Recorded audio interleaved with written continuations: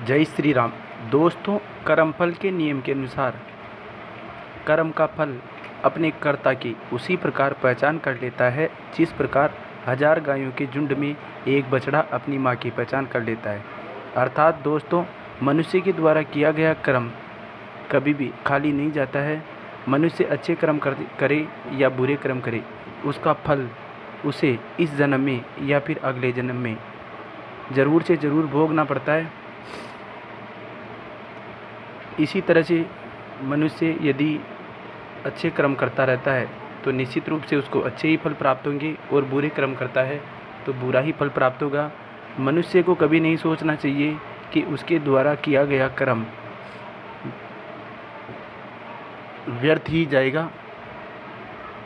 अतः मनुष्य को सदैव अच्छे कर्म करता रहना चाहिए, और यदि मनुष्य बुरे कर्म भी करने लगता है तो उसे एक बार अवश्य सोच लेना चाहिए कि जब इस कर्म का फल मुझे मिलेगा तो क्या मैं इस कर्म के फल को सहन कर पाऊँगा।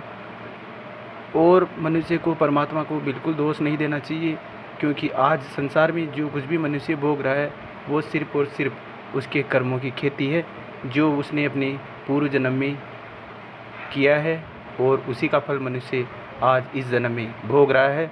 और ये कर्म का फल भोगे बिना मनुष्य स्वतंत्र नहीं हो सकता है। जय श्री राम।